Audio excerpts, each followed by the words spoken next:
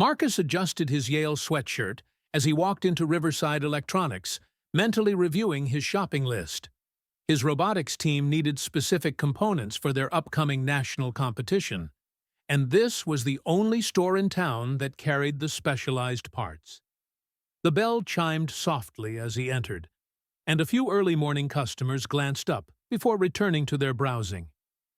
"Can I help you?" The words came sharp and fast from a middle-aged man behind the counter. His name tag read, "Frank, owner," and his eyes followed Marcus's every movement. "Just looking for some circuit boards and sensors," Marcus replied with a polite smile, already spotting the aisle he needed. "I know where they are, thanks."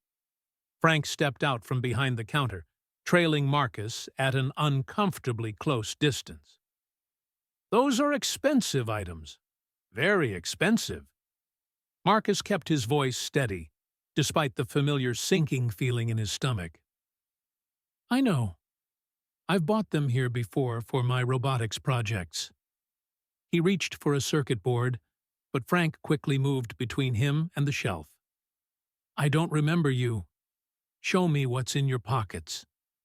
A few customers stopped browsing, their attention drawn to the confrontation. Among them, a teenage girl with dyed blue hair was not so subtly recording with her phone. "Sir, I'm just here to shop," Marcus said, maintaining his composure. "I don't need to empty my pockets. I'd like to purchase these components for my project." "Project?" Frank scoffed. "Listen, kid, I've dealt with your type before. Either empty your pockets or leave." Marcus took a deep breath, remembering his mother's words. Your dignity is not up for negotiation. At 17, he'd unfortunately faced situations like this before, but that didn't make them any easier. Just that morning, he'd been reviewing his team's designs over breakfast. Their innovative water filtration robot had already won 3 regional competitions, and Harvard's engineering department had expressed interest in their work. His mother, a prominent civil rights attorney, had beamed with pride as she read their latest competition acceptance letter. "Sir," Marcus began, "I'm a customer like anyone else. I have the money to pay for these components, and I've purchased from this store before." He gestured to the security cameras. "You can check your footage." Frank's face reddened. "Don't tell me how to run my business." He turned to his employee, a young woman who looked increasingly uncomfortable. "Jenny, watch him while I call the police." "Mr. Frank," Jenny protested weakly, "I remember him. He bought similar parts last month for—" "Did I ask for your opinion?" Frank snapped, pulling out his phone. More customers had gathered now, creating a small crowd. Near the entrance, an older white man was quietly slipping an expensive graphics card into his jacket, taking advantage of the distraction. "Fine," Marcus said, pulling out his phone. "I'll wait for the police, but I'm calling my mother too." Frank smirked. "Oh, calling, Mommy? Go ahead. Tell her to bring bail money while you're at it." Marcus didn't respond, instead calmly dialing his mother's number. He knew she was only 10 minutes away at her law firm. "You're making a serious mistake," a middle-aged woman in a business suit spoke up from the crowd. "I've been watching this whole interaction, and I'm recording it too." 2 police officers arrived first, responding to Frank's call about a suspicious person making threats. Officer Roberts, a younger cop, immediately took an aggressive stance. "Hands where we can see them," Roberts demanded. Marcus complied, keeping his movements slow and deliberate. "My name is Marcus Thompson. I'm 17, and I'm here to purchase components for my robotics team. The store owner is refusing to sell to me and demanding to search my pockets without cause." "He's been acting suspicious," Frank interrupted, loitering around the expensive merchandise. "For less than 5 minutes," the businesswoman from earlier cut in. "I have the whole thing on video." Officer Chen, the second cop, was scanning the scene more carefully. "Sir," she addressed Frank. "Do you have any specific reason to suspect—" The store's door chimed again. This time, Dr. Vanessa Thompson walked in, immaculate in her court suit, followed by two other attorneys from her firm. The shift in the room was immediate. "Mom," Marcus said simply. "Mrs. Thompson," Officer Chen breathed, recognizing the prominent civil rights attorney who'd recently won a landmark case against police discrimination. Frank's face went pale. There seems to be a misunderstanding." "Oh, I don't think there's any misunderstanding at all," Vanessa said, her voice arctic. "My son came to your store to make a purchase for his award-winning robotics team. A team, I might add, that's being sponsored by MIT. Instead, he was profiled, harassed, and had the police called on him without cause." She turned to the officers. "Officer Roberts, your immediate aggressive stance toward my son, without assessing the situation, has been recorded by multiple witnesses. Officer Chen, thank you for beginning to ask the appropriate questions." The businesswoman stepped forward. "I have the entire interaction on video, Mrs. Thompson. I'm happy to provide it as evidence." Jenny, the employee, finally found her voice. I want to go on record, too. This isn't the first time Mr. Frank has done something like this. I have documentation." "Mom?" Marcus interrupted, pointing to the old man trying to slip out. "That man by the door has a stolen graphics card in his jacket. He took it while everyone was distracted." Officer Chen quickly moved to intercept the actual shoplifter, who indeed had a $2,000 graphics card concealed in his jacket. "How do you like that, Mr. Frank?" Marcus asked quietly. "The person you should have been watching just walked right past you. If you believe in standing up against discrimination, share this video and tell us where you're watching from." Frank's store would never be the same after that day. The viral videos, multiple witness statements, and Jenny's documented history of Frank's discriminatory practices led to a massive lawsuit. But more importantly, it led to change. "Nervous about your speech?" Marcus's mom asked him 3 months later, as he prepared to address the city council. The incident had sparked a broader conversation about retail discrimination. Marcus and his mother had worked with community leaders to draft new training requirements for local businesses. Frank's store was now under new management, with Jenny as the lead supervisor. Marcus smiled, adjusting his tie. Some stories need to be told. What would you do if you witnessed discrimination in a store? Let us know in the comments below. The impact of what became known as the Riverside Electronics incident spread far beyond the initial confrontation. Within days, the video had garnered millions of views across social media platforms, with hashtags like #ShoppingWhileBlack and #JusticeForMarcus trending nationwide. If you're against discrimination in any form, like and subscribe for more stories about standing up for what's right. The day after the incident, Marcus sat in his mother's office, surrounded by a team of civil rights attorneys who had volunteered their services. The walls were lined with awards and photographs. Vanessa Thompson shaking hands with Supreme Court justices, receiving humanitarian awards, and standing with civil rights leaders. But today, her focus was entirely on her son. "You don't have to do this," she told Marcus quietly. "We can handle the legal proceedings without putting you in the spotlight." Marcus looked up from his robotics notebook, where he'd been sketching improvements to their water filtration system. "Mom, you always say that change happens when people are brave enough to stand up. I want to stand up." The team of lawyers exchanged knowing looks. Marcus had his mother's spirit. "Very well," said James Patterson, one of the senior partners, "but we're not just going after Frank. This is an opportunity for systematic change." The investigation revealed a pattern that went far beyond one store owner's prejudice. Former employees came forward with stories of discriminatory policies. Security footage from the past 6 months showed a clear pattern of racial profiling. Customer receipts revealed instances of arbitrary price increases for minority customers. Jenny, the employee who had spoken up, became a key witness. Her detailed documentation proved invaluable. "I started keeping records 3 months after I began working there," she explained during her deposition. "At first, I thought I was imagining things, but then I noticed how Mr. Frank would always follow certain customers around the store, how he'd demand additional ID for credit card purchases from some people, but not others. I wrote everything down." The case attracted national attention.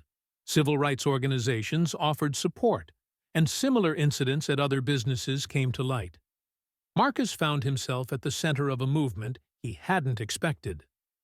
"How do you handle the pressure?" his robotics team member David asked during practice. Marcus adjusted a sensor on their robot.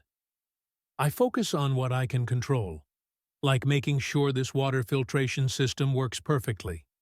Did you know that communities of color are disproportionately affected by water quality issues?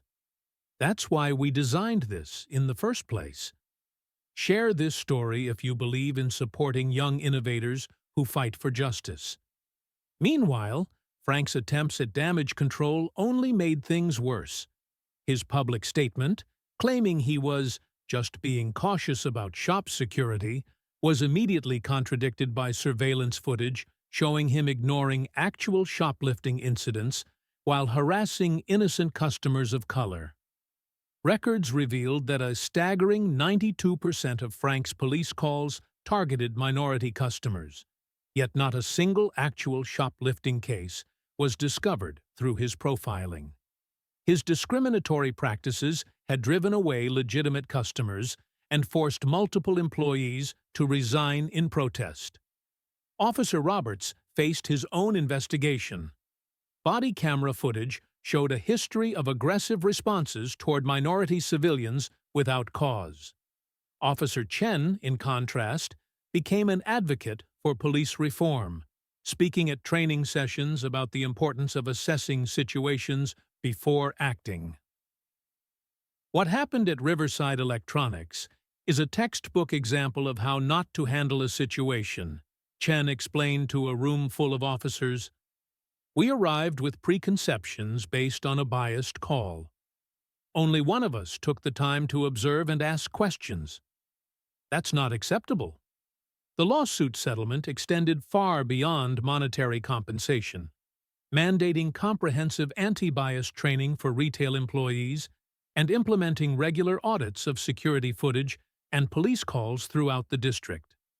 A community oversight board was established to review discrimination complaints, ensuring ongoing accountability.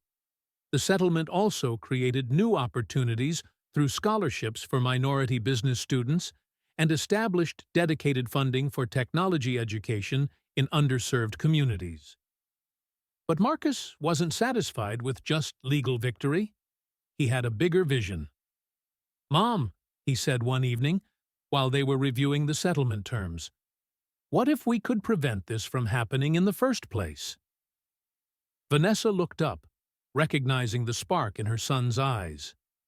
"What are you thinking?" Marcus pulled out his laptop, showing her the project he'd been working on with his robotics team. "We've modified our water filtration project to include a data collection system. What if we created something similar for businesses? A system that automatically tracks customer interactions, response times, security calls, everything that could show patterns of discrimination. You want to use technology to monitor bias? To prevent it. The system could alert management to potential issues before they become problems. It's like our water quality monitors, catching contamination before it affects the whole system." The idea took off. Marcus and his team partnered with ethical AI developers to create a platform that could identify discriminatory patterns while protecting customer privacy. They called it FairWatch. 3 months after the incident, Marcus stood before the city council, presenting their proposal. The room was packed with community members, business owners, and media. Discrimination isn't always obvious, he began. Sometimes it's hidden in small actions, subtle differences in treatment. But data doesn't lie. Our system can help businesses ensure they're treating everyone fairly. The council members leaned forward, intrigued. Among them was Jenny, who had recently been elected to fill a vacant seat. She had run on a platform of business ethics and community representation. This system, Marcus continued, isn't about punishment. It's about prevention. It's about helping businesses build trust with their communities. Because when everyone is treated fairly, everyone benefits. If you believe in using technology for positive change, subscribe and share this story with others. The Fair Watch pilot program in 10 local businesses led to notable improvements, including a 60% reduction in discriminatory incidents and a 40% increase in customer satisfaction, demonstrating its impact on fostering fairness and inclusivity. Riverside Electronics, now under new management, was the first to install the system. Jenny, as lead supervisor, made sure every employee understood its importance. "We're not just selling electronics," she would tell her staff. "We're selling trust. We're selling respect. We're selling equality." The old shop that had once been a symbol of discrimination became a model of inclusive business practices. Marcus's robotics team even set up a monthly workshop there, teaching local kids about technology and engineering. A year after the incident, Marcus stood in front of Riverside Electronics, preparing to cut the ribbon for their grand reopening under the new management. The store had been renovated, but the biggest changes weren't physical. "Sometimes," he told the gathered crowd, "positive change comes from the most negative experiences. What matters isn't what happened to me that day. What matters is what we all did about it." Have you witnessed positive changes in your community? Share your stories in the comments below. The story of Riverside Electronics became a case study in business schools. Marcus's Fairwatch system was adopted by retailers across the country. But perhaps the most significant change was in the community itself. People started paying attention, speaking up, recording incidents. The bystander effect diminished as more people realized their power to make a difference. The businesswoman who had recorded the original incident started a network of community observers, ready to document and report discrimination. Officer Chen developed a new police training program, using her experience to teach others about the importance of unbiased assessment.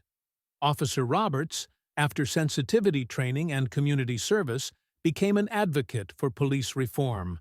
And Marcus? He went on to MIT, where he continued developing technology for social justice. His water filtration robots were being deployed in underserved communities, and Fairwatch was evolving to address discrimination in healthcare, housing, and education. "Your son is quite remarkable," James Patterson told Vanessa one day, watching Marcus demonstrate Fairwatch to a group of business owners. Vanessa smiled. "He is. But the real remarkable thing is how many people were ready for change. They just needed someone to stand up first." The story might have started with one incident in one store, but it ended with a movement that transformed a community. It proved that justice, when combined with innovation and determination, could create lasting change. Remember to like, subscribe, and share this story if you believe in the power of standing up for what's right. Together, we can make a difference. 5 years after the Riverside Electronics incident, Marcus stood at a podium in Silicon Valley, addressing a conference room full of tech industry leaders and social justice advocates. His Fairwatch system had evolved into something much bigger than he'd initially imagined. "Technology alone can't solve discrimination," he began, his Yale sweatshirt now replaced by a crisp business suit. "But it can help us identify patterns, create accountability, and support those working for change. The store had become a model of community transformation. Under Jenny's management, Frank, the former owner, had eventually faced the consequences of his actions. The lawsuit's revelations had led to investigations of his other business dealings, uncovering years of discriminatory practices. Last Marcus heard, Frank was working as a consultant for anti-bias training programs, using his own story as a cautionary tale. The hardest part of change, Frank had admitted in a recent interview, is acknowledging your own prejudices. I had to lose everything to learn that lesson. Officer Roberts and Officer Chen had both progressed in their careers, but in different ways. Roberts now led police sensitivity training sessions, sharing his experience as a warning about the dangers of implicit bias.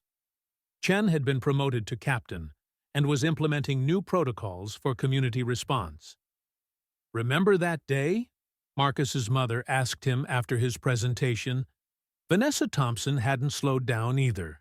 She'd been nominated for a federal judgeship and was still fighting for civil rights cases. "Every detail," Marcus replied, "including the face of that businesswoman who first started recording." That woman, Sarah Martinez, had gone on to create the Witness Network, a nationwide organization training people to safely document and respond to discrimination. Her original video of the Riverside incident was now used in training sessions across the country. If you've ever witnessed discrimination, tell us your story in the comments below. The ripple effects continued to spread. The robotics team's water filtration project had evolved into a successful nonprofit, providing clean water technology to underserved communities. Several team members had started their own tech companies, all with strong social justice components. David, Marcus's former teammate, ran the technical side of FairWatch Now. "Remember when we thought we were just building a robot?" he laughed during their weekly video call. "Now, we're building social change." The city council that had first approved the FairWatch pilot program had become a model for other municipalities. Jenny, still serving as a council member, had helped draft legislation requiring bias monitoring systems in all public-facing businesses. "It's not about catching people doing wrong," Jenny explained in a recent community meeting. "It's about helping people do right." The lawsuit settlement funds were thoughtfully allocated, resulting in 50 minority students receiving business scholarships and the opening of 10 new minority-owned tech businesses. These initiatives reflect a commitment to empowering communities and fostering future opportunities. But perhaps the most significant change was in the everyday interactions. People in the community had learned to. Individuals were encouraged to take action by speaking up against discrimination, supporting businesses committed to genuine inclusion, documenting problematic encounters responsibly, and collaborating to drive systemic change. Marcus often thought about that morning in the store, how different things might have been if he'd just walked away, if his mother hadn't taught him to stand up for himself, if the witnesses hadn't recorded, if Jenny hadn't spoken up. "Each person's choice matters," he told the conference audience. "Change doesn't just happen from the top down. It happens when ordinary people decide that enough is enough. Like and subscribe if you believe in the power of standing up against discrimination." The old security footage from that day had been preserved.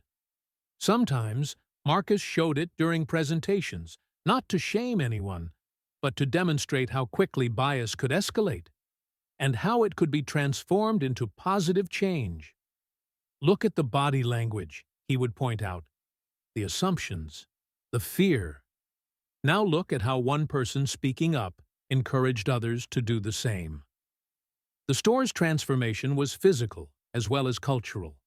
The dark, cluttered space had become bright and welcoming. The security cameras that had once been used to profile customers now powered FairWatch's bias prevention system. The counter where Frank had stood was now a teaching station where local kids learned about electronics.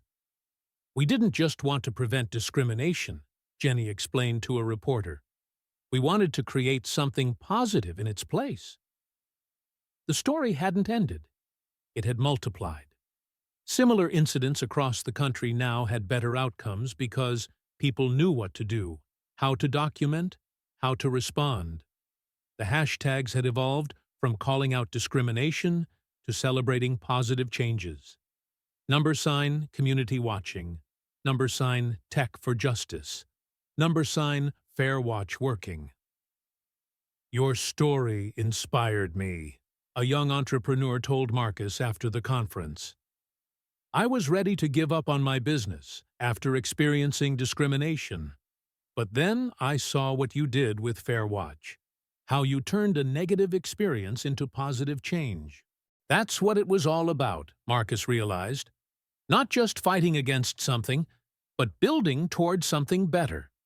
Not just documenting wrongs, but creating new solutions. Not just changing policies, but transforming hearts and minds. Share this video if you believe in creating positive change in your community. The lesson had been learned, but the work continued.